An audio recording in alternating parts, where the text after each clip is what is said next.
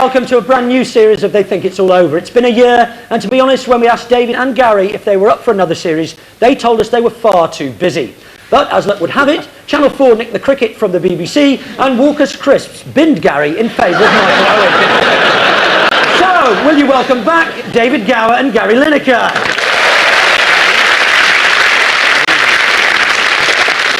We would have had a full set, but sadly Lee Hurst couldn't get parole. In his chair this week is yet another curly-haired Arsenal fan. In fact, it's Allan Davies.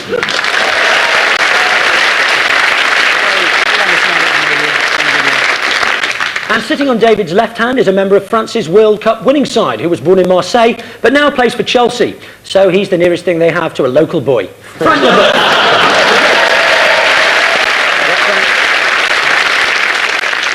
And with Gary and Rory is a comedian and playwright whose first play, An Evening with Gary Lineker, actually came true last time he appeared on this show. His most recent play, My Summer with Des, also came true when he donned a red wig and a dress and posed for the News of the World. Arthur Smith.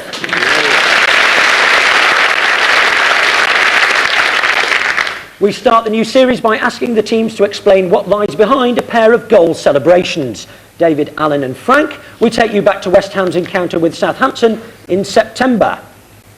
West Ham have got plenty forward. It's Pierce with the knock down. Ian Wright!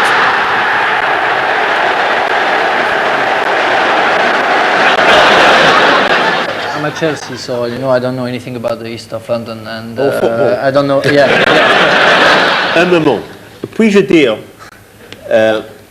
pour commencer, que c'est un grand honneur de t'avoir ici dans le show, Monsieur Beouf. Thank you very much.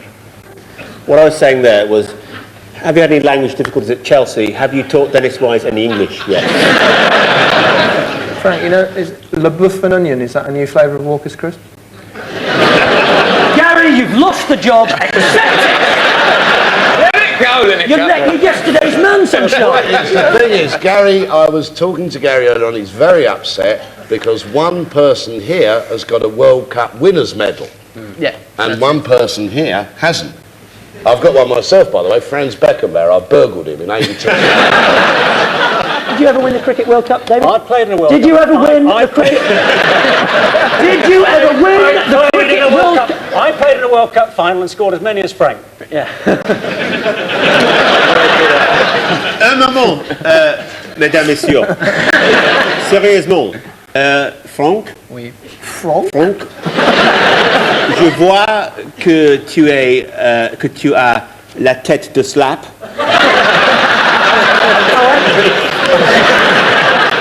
Avez-vous essayé Ronseal Quick Drying Wood Stain, qui est un stain de bois qui sèche vite et fait exactement. Could I, sorry, just disturb you for a moment, and we could maybe answer one of the questions. I'm just a little bit distracted because there's a bag of... I think Lee's left a load of gear behind. Has he? Maybe that's what he goes home on the tube in. I was going to say, it was mine. That was a bit of a turn-up, I wasn't expecting. Well, this is the weirdest one, look at that.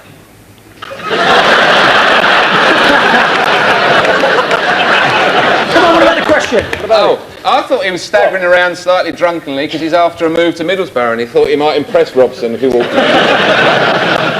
No, it's nothing to do with that, it's to do with that ref. The Di Canio ref who got shoved out. Frank knows. Alcohol. In French, it's tous les testicules. Alcohol. 2 pennies. Oh no, sorry. Yeah, I think you probably get 3 points for that, but here are Ian Wright and Neil Ruddock to tell their story. It was just original stuff. Never seen it anywhere before. We just made it up. You're joking, aren't you? I thought he was taking the piss out of that ref, that Di Canio put. Yeah, we was, because he did go down like a sack of spuds. For it, really. It was the worst style I've ever seen. And not that we condone what Di Canio done, because it was right out of order, wasn't it? I think Hale and Pace are safe, aren't they? Yeah, Ian Wright there, seconds away from avoiding yet another FA charge, but I hope the FA won't get cross because it was only a bit of fun, wasn't it, lads? We didn't get so we done it for a bit of fun. It was a Rory McGrath, wasn't it? It was... What about him?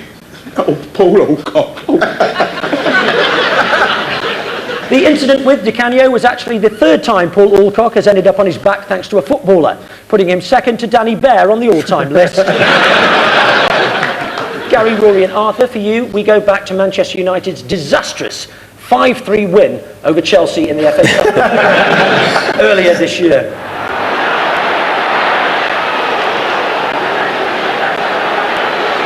Cole now. Can he get past Beouf? Sheringham. And David Beckham. A tap in the end. So, Gary's team, why was David Beckham? Qu'est-ce qui se passe? Là, Andy Cole, il va par ici, il va par là. tu es là debout comme un strict long de Peace Paralyze. Qu'est-ce que c'est? Maybe he's a hardcore folk singer. Both ears. Yeah, you get 4 fingers in each ear. The interesting about Posh Spice and what's he called? David Beckham. Smokey Beckham? They've never been interviewed together. Do you know? Leave it. Gary's remark got a laugh and threw Rory slightly off his trail. A lot of people enjoyed that. Posh Spice especially, I imagine. Posh Spice and David Beckham Gary, never interviewed together. Why? Because they only have one voice between them. I talk like that, you know. Ever since I've been a little girl, I wanted to sing and dance. And she says similar things as well.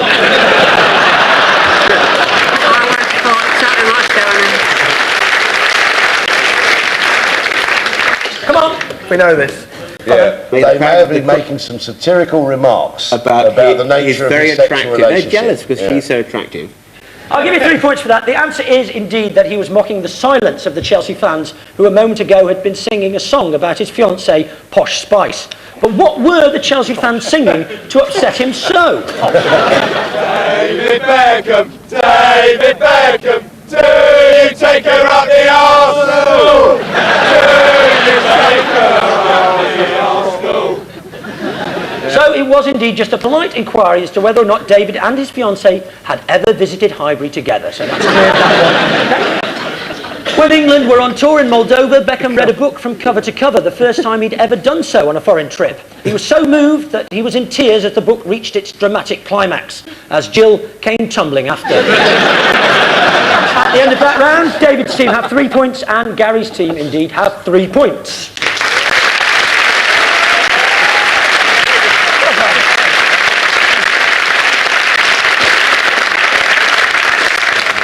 David, catch. There you go, that's the last bit of cricket you'll see on the BBC this year. The next round is Sporting Bluff, where each team member reads a statement. One of them is true and 2 of them are false. The other side has to decide which is the truth teller and who's about as convincing as a Paul Alcock stumble. David's team, your subject is boxing's sanest earbiter, Mike Tyson. Here is Mike Tyson in training, limbering up for a date. Mike Tyson is a breeder of pigeons. Gary? Mike Tyson is a collector of beer mats. Rory? Do you know the French for beer mat, Rory? I doubt it. I think, in typical cowardly French way, they've chosen our word, le birmat. Tell him I won the World Cup. I won the World Cup. How much is 3 feet in metres? Like we give a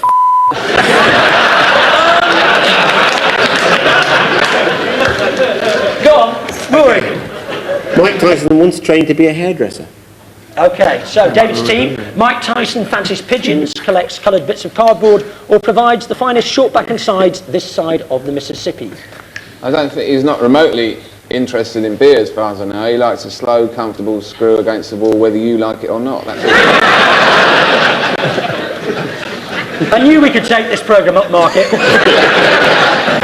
Well, I'll try. These beer mat things, are they like sort of cheap coasters, you know, sort of stuff? That's right. Genuinely doesn't know what a beer is. He's a man of the people, a man of the people. So they're sort of round things you put on a table to sort of soak up alcohol. That's a bit like sort of Gaza, that sort of thing. That's for the hairdressing. I can't believe that for a second. Tyson holding the mirror up behind you going, do you like it? Pigeons do also have metal tags around their ankles, so he's got that in common with him, maybe. Pigeon fancier, beer mat collector, barber. I think it's something to do with pigeons. They've got Pigeon. approximately the same IQ as Don Pigeon. King. Pigeon. Pigeon. You reckon pigeon? Let's see if you were right.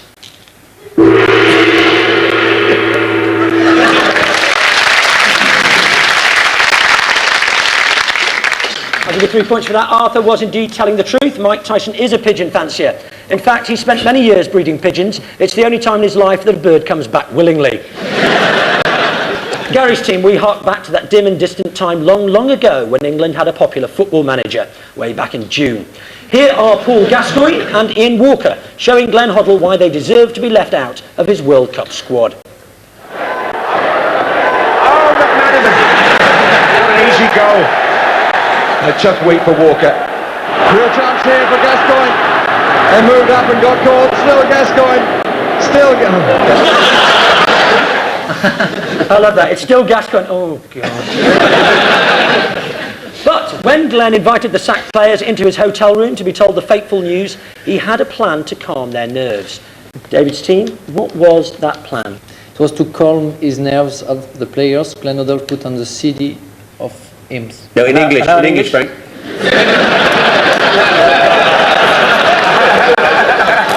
I don't care. I won the World Cup. That's right.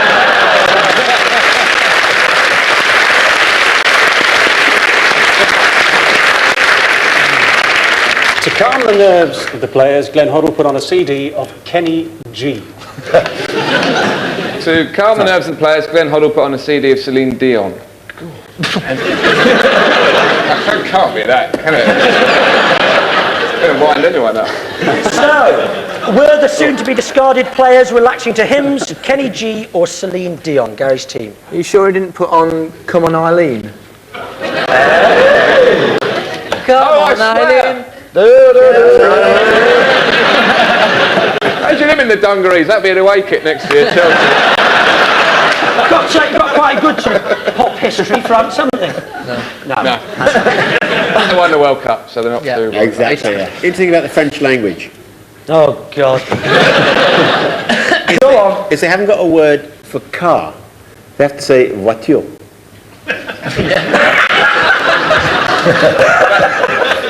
I know how to make any Frenchman laugh. Go on then. I know how to make any Frenchman laugh. I'm going to say something to Frank, and he will, as a Frenchman, find it hilarious. If he doesn't, I give all of you £100. It doesn't sound much, but to a Frenchman, it's very amusing, because a French cock says cock-a-ricot, but an English cock says cock-a-doodle-doo.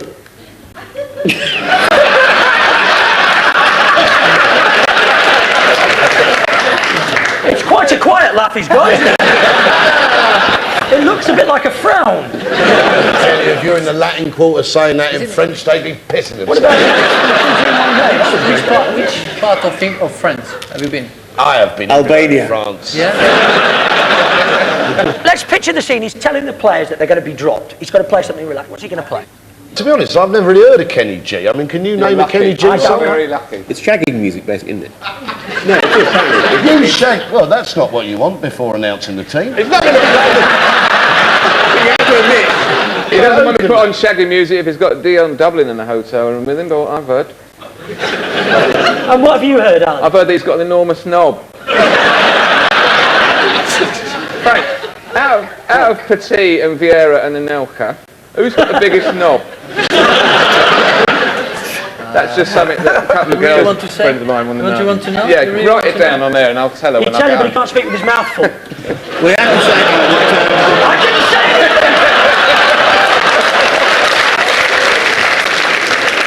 Done a drawing of it.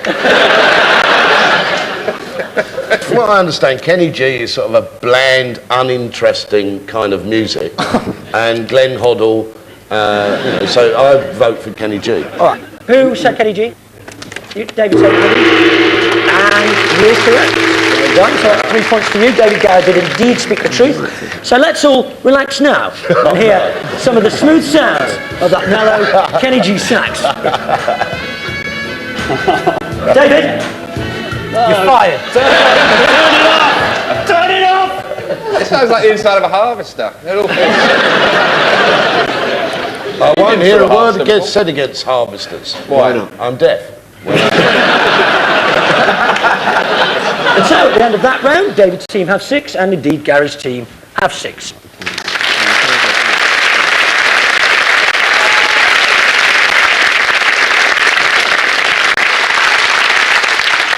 In this next round, we play some unusual sporting footage and then ask what's going on. Gary's team, feast your eyes on this.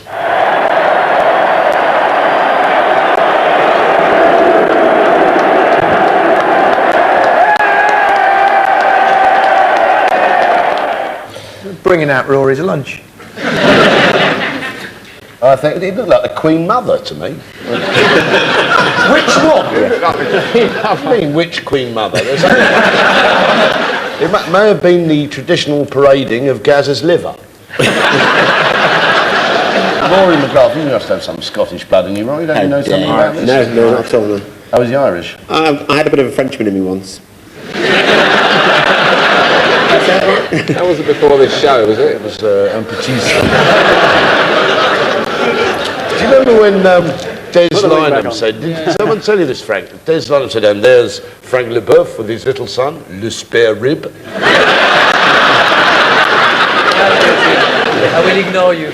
I know, you won the bloody World Cup. We won it once, you know. You are across the you are line. seeing on this Not in programme, Frank's love. Frank Leboeuf is turning into Alan Ball. I won the World Cup! You've been relegated. I won the World Cup! You shit! I won the World Cup! Yeah, but I won the World Cup. Yeah.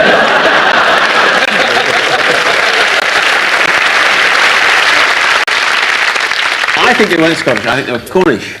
That was the Cornish pasty, tidiogi as they called them in Cornwall. Best one's made by the Patrice Bakery. I'll be there at Christmas. Yes, that's 3 points. The answer is those are Cornish fans, and that's the giant Cornish pasty. It's a tradition dating back to 1908 that whenever Cornwall make it through to Rugby Union's County Championship final, their supporters wear kilts and tie a giant pasty to the crossbar.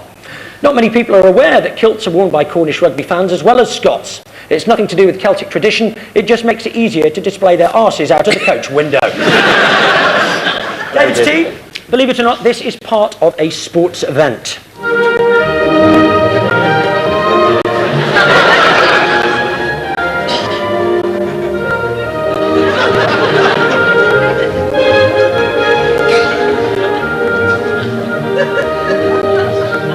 So, what we want to know is, what sporting event was that a part of, and what did all those giants and bits of giants symbolise? 1 point for I each don't part. actually know for sure, but I'm certain that Stuart Hall will be absolutely pissing himself. You're missing out. Wasn't a porno festival, I don't know. A porno festival? Yeah. Could have been. Yeah. What sort of porno are you into? À l'Arsenal, nous avons une star de porno, Emmanuel Petit. He's quick, he's French, his name a porno flick. Yeah. Manuel. There you go. Manuel. He's quick, he's French. Well done, Rory.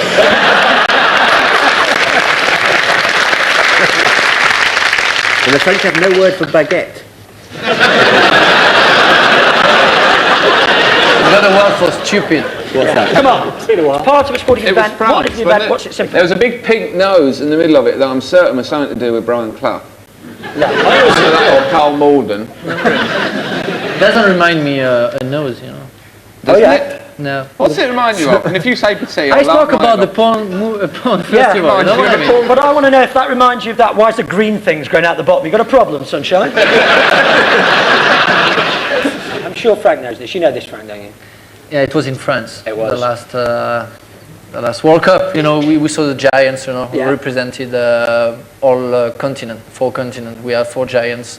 It was really boring. They were really slow. They said that the giants represented the 4 corners of the world, didn't they? Yeah. And Yeah. Do you do geography in France still? So I'll give you 3 points for that. Well done. Very, very, very good. The 4 giants were Ho, the Asian, Romeo, the European, Pablo, the Amerindian, and Moussa, the African, who was trying to sell beads down the Champs-Élysées when he was arrested by giant riot police and deported. And so, at the end of that round, David's team have 9 points and Gary's team have 9 points.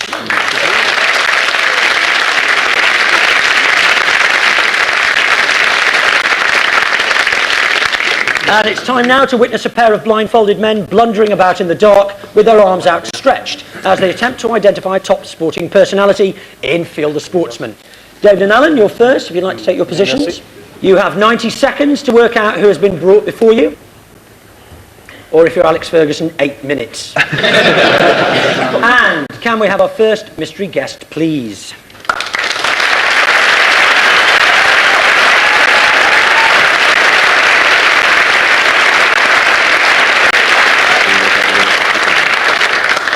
Your 90 seconds start now.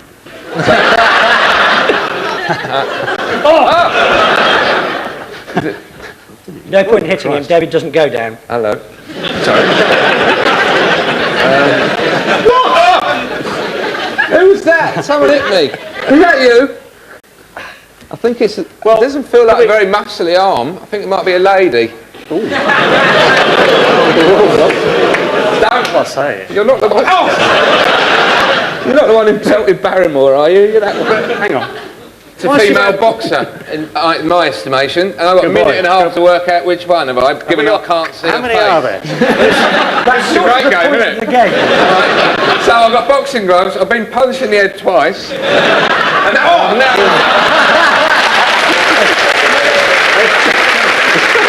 You're right, that's a low blow! I'm taking a standing 8. Oh, how many there aren't many around, are there? Does it rhyme with... I'm going to bite her on the ear. It does. Right, rhymes with ouch. Oh, counts! Yes, well done. Thank you. 3 points. Thank you Correct. very much. Jake, well done.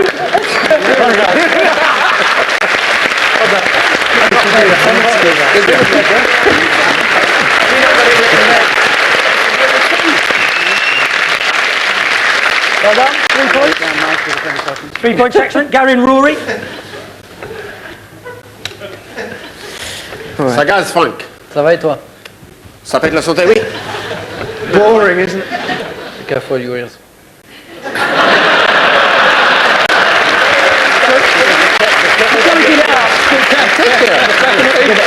I feel like John McEnroe from the Ivy Grant, did you know that?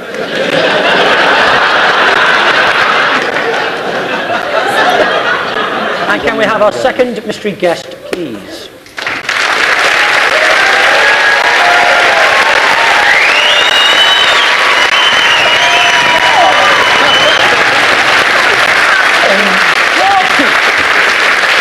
I've lost my spot. That's a bit of a clue you've given them, isn't it? Your 90 seconds start now. I don't know where I am. I'll start. Oh, hello, what's this? That's another girl box. No, it's not. It's Fatima Whitbread. No, it's definitely not. Oh, blimey, solid. It's not Eubank, is it? He's been on 10 seconds and not said anything. How can it be Eubank?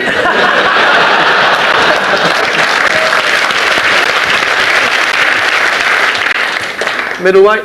Nigel Benn. Correct! Oh, blimey.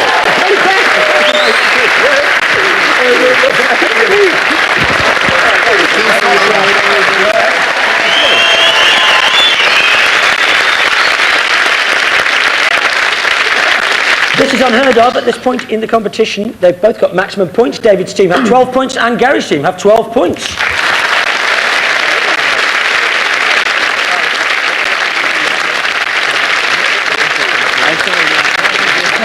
We end, as always, with our ref pushing pasty tying name game. David's team go first. Could you pass David on to Allan, please, Frank? Thank you very much. You have 90 seconds to get as many names as you can, and your time starts now. American sprinter, long fingernails, dead. Australian cricket captain, equal Brandon Scott. Yeah. French porno star, plays for Arsenal.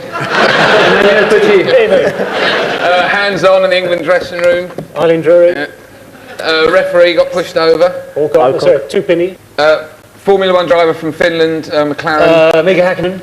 English amateur who turned pro, playing golf. Rose. Yeah, that's it, yeah. These are difficult. French player, played in the World Cup with a girl's name. Played right back, brilliant, plays for Parma. Lilian Thuram.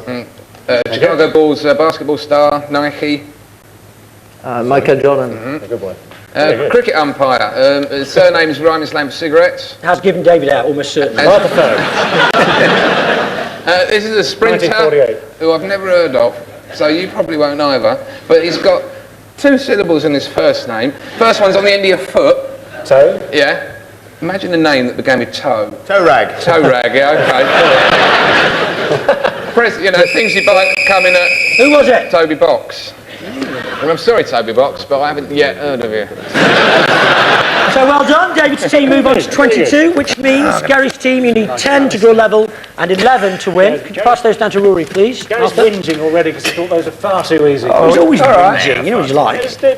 Okay, The 4th or 5th of hour. 10 to draw, 11 to win. Rory, 90 seconds start now, go. Brazilian player didn't play in the final. Ronaldo. That was very difficult, wasn't it?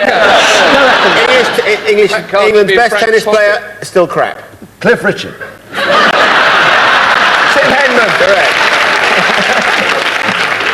Liverpool striker advertises crisps rather well, I think. He won't sell as many crisps as I did. You don't sell any crisps anymore, Gary. Australian tennis player on the roof, big thing. Pat Rafter. Yes. Ear missing, not Van Gogh. Boxer. Mike Tyson. Not Mike He's Tyson. on Bit his ear off. Toby Alcock Box. falls over, pushed by. Di Canio. Paolo. This is, I don't know who this Kenny is. Paolo. This is someone whose first name is, what you smell. Armpit. Smell. Odour. No. Abbreviation. Smurfs. Body odour. P.O. Yeah. And what do you have at McDonald's? Nothing. Cliff. Bone chick. Hamburger. West Ham. Second name Brooking. Trevor Brooking. No, yeah. So Trevor. Second name Wimbledon. Jack. Wimbledon, little fairy creatures. Don. Trevor Don. Fairy creature. Womble. Trevor Womble.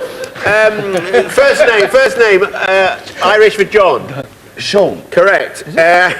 Scottish Scottish surname. What do Scottish surnames begin with? Muck. Yeah, and when you go skimming along... Skimming. Skimming, yeah, very good.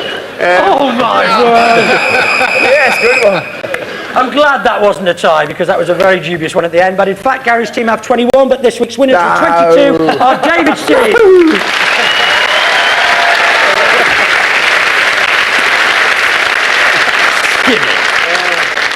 Close.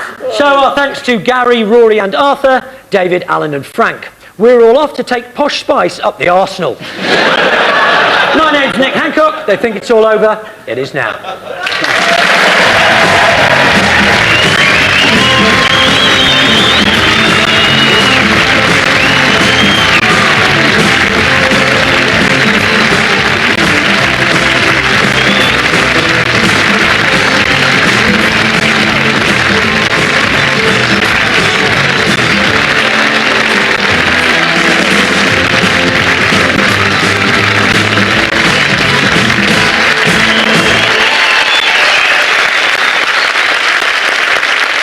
Men behaving badly.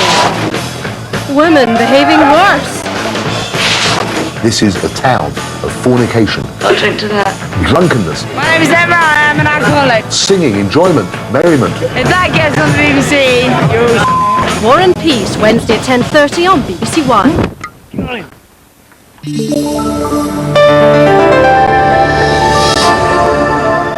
Our intrepid travelling chat show hosts McCoist and Macaulay meet stars and stargazers alike now on BBC One Scotland.